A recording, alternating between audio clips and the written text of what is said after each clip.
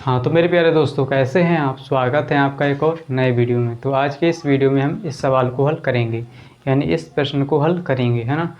तो इस वीडियो को देखने के बाद आप इस तरह के सभी सवालों को हल कर पाएंगे बहुत ही आसानी से। तो इसलिए इस वीडियो को एंड तक ज़रूर देखें, है ना। तो इस तरह का क्वेश्चन आपके बोर्ड एग्ज़ाम में हर बार पूछा जाता है, इसलिए इसको देखना बहुत ही ज़रूरी है ना। तो चलिए आगे बढ़ते हैं, है ना। तो यहाँ पर कहा गया है कि सिद्ध कीजिए कि √3 एक अपरिमेय संख्या है ना। तो यहाँ पर हमें क्या करना है, सिद्ध करना है कि √3 एक अपरिमेय संख्या है ना। तो जब भी हम इस तरह के सवालों को हल करेंगे तो हम क्या करेंगे, यहाँ पर क्या है, अपरिमेय संख्या में सिद्ध करना है। क्या करना है, अपरिमेय संख्या सिद्ध करना है ना। तो हम क्या करेंगे, इसका उल्टा मान लेंगे। क्या करेंगे, उल्टा मानेंगे, है ना। यहाँ पर हम लिखेंगे कि √3, है ना, ऐसे लिखेंगे, माना √3 एक परिमेय संख्या है। तो जब भी इस तरह के आप सवाल करेंगे, है ना, तो इसका उल्टा मानेंगे, है ना। क्या मानेंगे, इसका उल्टा। तो यहाँ पर है अपरिमेय संख्या, आप मानेंगे परिमेय संख्या, कि माना √3 एक परिमेय संख्या है। तो चलिए इसको हम हल कर दें, है ना। तो यहाँ पर हम लिखेंगे माना √3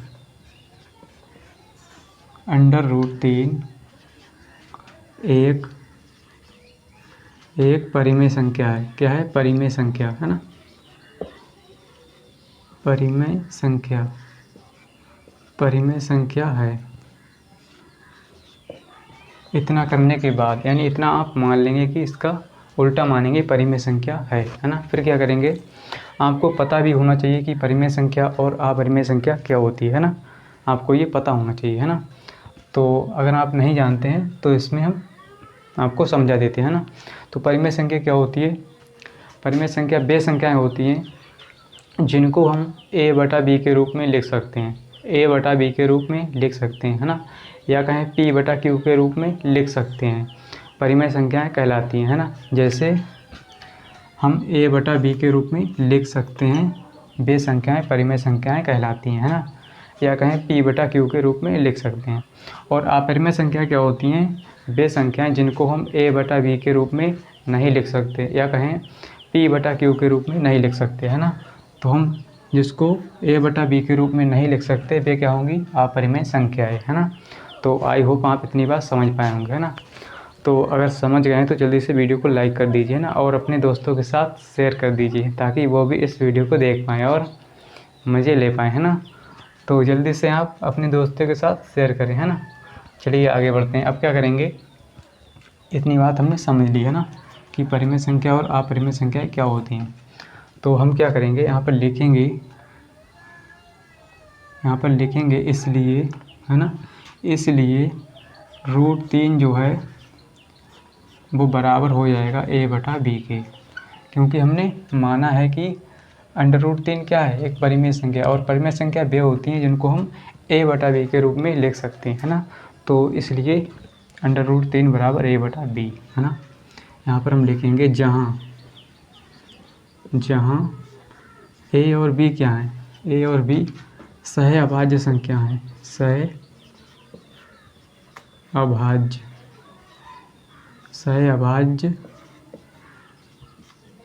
संख्या हैं। a और b क्या है, सह-अभाज्य संख्या हैं, है ना।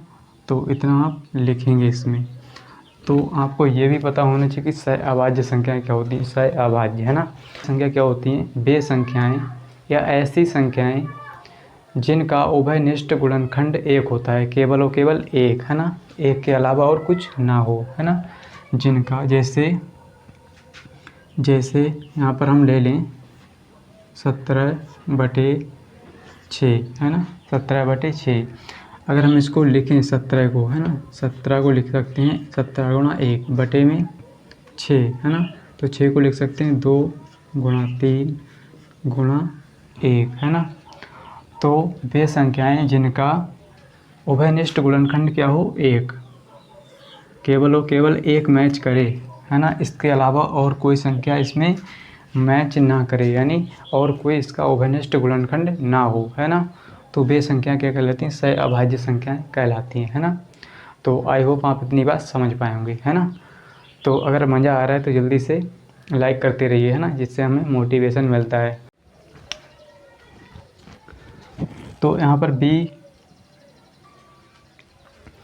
तो यहाँ पर हमने क्या लिखा, बी स्क्वायर जो है 3 से विभाजित है, इसलिए बी भी 3 से विभाजित होगा, है ना। तो यहाँ पर देखिए ये पहला समीकरण है और उसको हम समीकरण नंबर 2 मान लेते हैं, समीकरण 2, है ना। तो यहाँ पर आपको एक बात साफ साफ नज़र आ रही होगी, है ना, कि 3 जो है ए स्क्वायर को विभाजित करता है और यहाँ पर 3 बी स्क्वायर को विभाजित करता है ना। यानी ये 3 से कट रहा है और ये भी 3 से कट रहा है ना। लेकिन हमने माना था, क्या माना था, कि √3 एक परिमेय संख्या है। क्या है? परिमेय संख्या। जहाँ ए और बी क्या है, सहअभाज्य संख्या हैं। और सहअभाज्य संख्या क्या होती हैं? जिनका उभयनिष्ठ गुणनखंड केवल और केवल 1 होता है। लेकिन यहाँ पर तो कुछ गलत है ना, यहाँ पर गलत हो गया, यानी हमने जो माना था वो गलत है। यहाँ पर 1 के अलावा 3 आ गया यहाँ पर, है ना। 3 से ये कट रहा है, यहाँ भी 3 से ये कट रहा है ना। तो यहाँ पर इसका मतलब जो हमने कल्पना की थी, माना था, वो गलत है ना। कि जो √3 है एक परिमेय संख्या है, इसलिए हमने एक गलत माना था, है ना। तो यहाँ पर ये सिद्ध होता है कि √3 एक परिमेय संख्या नहीं है, यानी ये अपरिमेय संख्या है ना। तो यहाँ पर हम लिखेंगे, इसका विरोधाभास हो रहा है, यानी हम इसको लिखेंगे, है ना।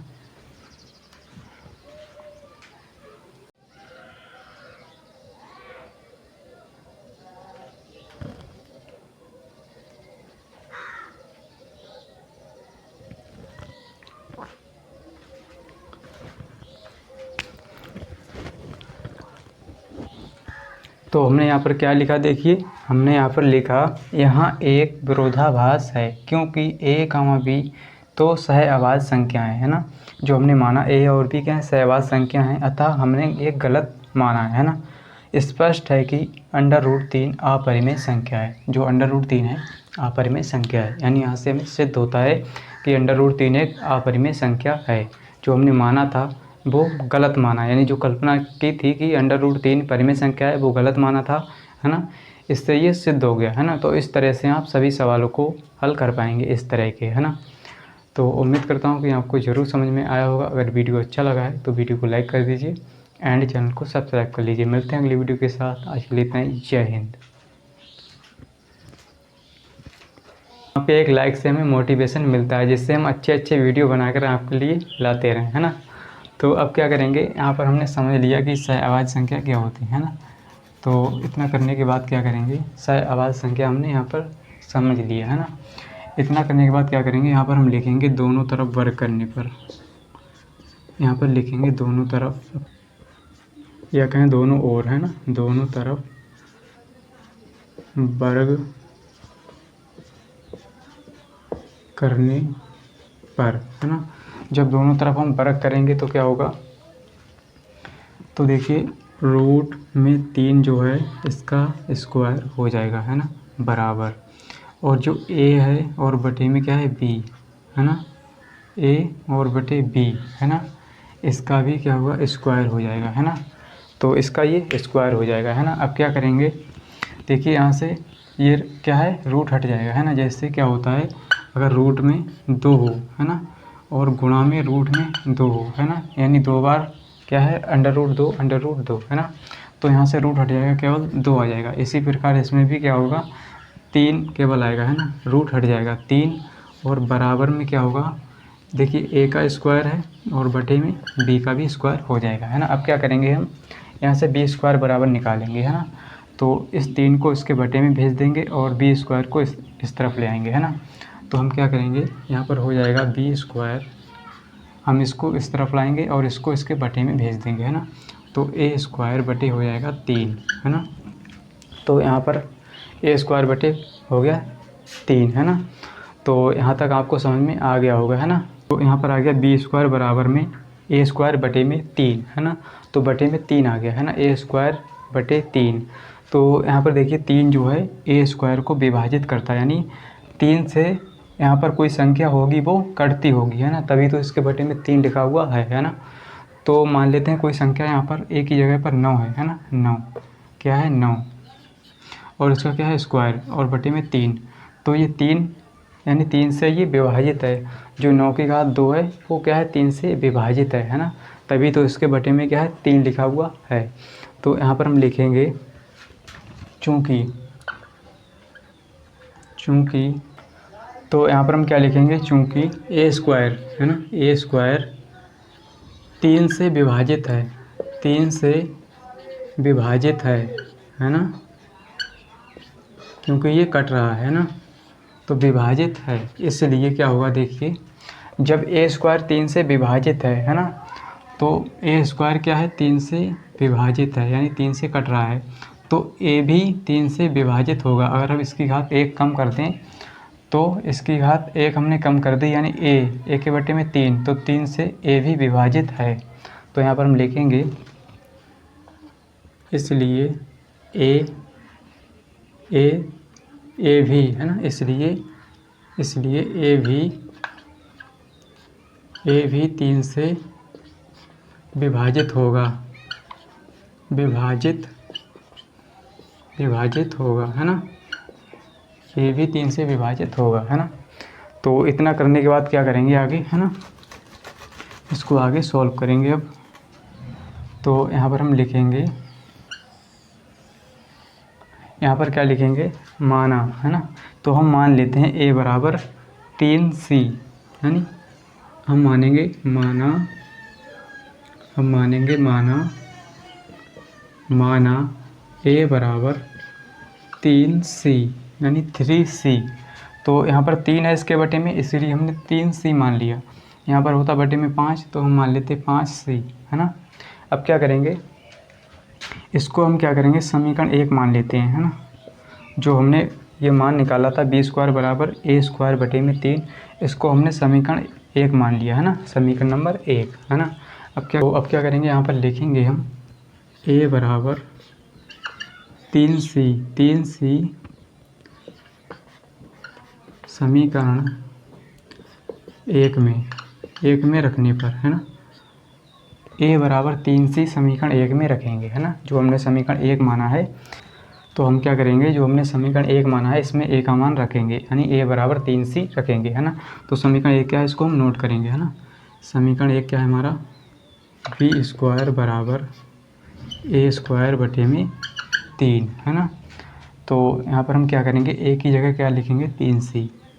तो यहाँ पर b स्क्वायर बराबर हो जाएगा a की जगह 3c और इसका भी स्क्वायर है ना, इसका भी स्क्वायर बटे में 3। तो यहाँ पर कितना होगा, b स्क्वायर बराबर हो जाएगा, यानी 3c का स्क्वायर क्या होगा, 3 3 9, यानी 9c स्क्वायर बटे 3 है ना। तो ये 3 से 9 कैंसिल, 3 3 9। तो यहाँ से b स्क्वायर बराबर आ जाएगा कितना, 3 और ये c स्क्वायर है ना। तो यहाँ पर हमें क्या करना है, यहाँ पर हम c स्क्वायर निकालेंगे है ना, c स्क्वायर बराबर निकालेंगे है ना। तो यहाँ से अब क्या करेंगे, हम c स्क्वायर बराबर निकालेंगे ना, c स्क्वायर बराबर देखिए निकालेंगे तो कितना हो जाएगा, ये 3 है इसके बटे में आ जाएगा b स्क्वायर के है ना। तो यहाँ पर हो जाएगा b स्क्वायर बटे में 3 है ना। तो आपको एक बात साफ साफ दिख रही होगी, यानी साफ साफ आपको दिख रहा होगा कि जो a स्क्वायर के बटे में 3 है और यहाँ भी b स्क्वायर के बटे में 3 है ना।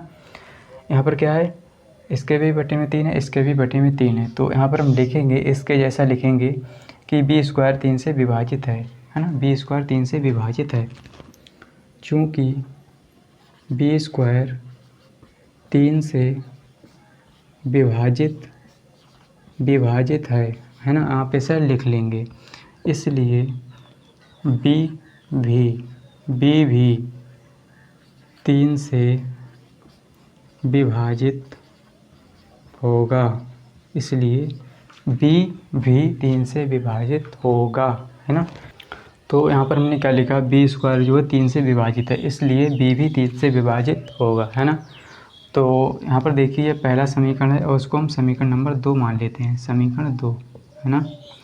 तो यहाँ पर आपको एक बात साफ साफ नज़र आ रही होगी है ना, कि 3 जो है a स्क्वायर को विभाजित करता है और यहाँ पर 3 b स्क्वायर को विभाजित करता है ना। यानी ये 3 से कट रहा है और ये भी 3 से कट रहा है ना। लेकिन हमने माना था, क्या माना था, कि √3 एक परिमेय संख्या है। क्या है, परिमेय संख्या, जहाँ a और b क्या है, सहअभाज्य संख्या हैं। और सहअभाज्य संख्या क्या होती हैं, जिनका उभयनिष्ठ गुणनखंड केवल और केवल 1 होता है। लेकिन यहाँ पर तो कुछ गलत है ना, यहाँ पर गलत हो गया, यानी हमने जो माना था वो गलत है। यहाँ पर 1 के अलावा 3 आ गया यहाँ पर, है ना। 3 से ये कट रहा है, यहाँ भी 3 से ये कट रहा है ना। तो यहाँ पर इसका मतलब जो हमने कल्पना की थी, माना था, वो गलत है ना। कि जो √3 है एक परिमेय संख्या है, इसलिए हमने ये गलत माना था, है ना। तो यहाँ पर ये सिद्ध होता है कि √3 एक परिमेय संख्या नहीं है, यानी ये अपरिमेय संख्या है ना। तो यहाँ पर हम लिखेंगे, इसका विरोधाभास हो रहा है, यानी हम इसको लिखेंगे। तो हमने यहाँ पर क्या लिखा, देखिए हमने यहाँ पर लिखा, यहाँ एक विरोधाभास है क्योंकि a, b तो सहअभाज्य संख्याएं है ना। जो हमने माना a और b क्या है, सहअभाज्य संख्या हैं, अतः हमने एक गलत माना है ना। स्पष्ट है कि √3 अपरिमेय संख्या है, जो √3 है अपरिमेय संख्या है, यानी यहाँ से हमें सिद्ध होता है कि √3 एक अपरिमेय संख्या है। जो हमने माना था वो गलत माना, यानी जो कल्पना की थी कि √3 परिमेय संख्या है, वो गलत माना था, है ना। इससे ये सिद्ध हो गया, है ना। तो इस तरह से आप सभी सवालों को हल कर पाएंगे इस तरह के, है ना। तो उम्मीद करता हूँ कि आपको ज़रूर समझ में आया होगा। अगर वीडियो अच्छा लगा है तो वीडियो को लाइक कर दीजिए एंड चैनल को सब्सक्राइब कर लीजिए। मिलते हैं अगली वीडियो के साथ। आज के लिए इतना ही। जय हिंद।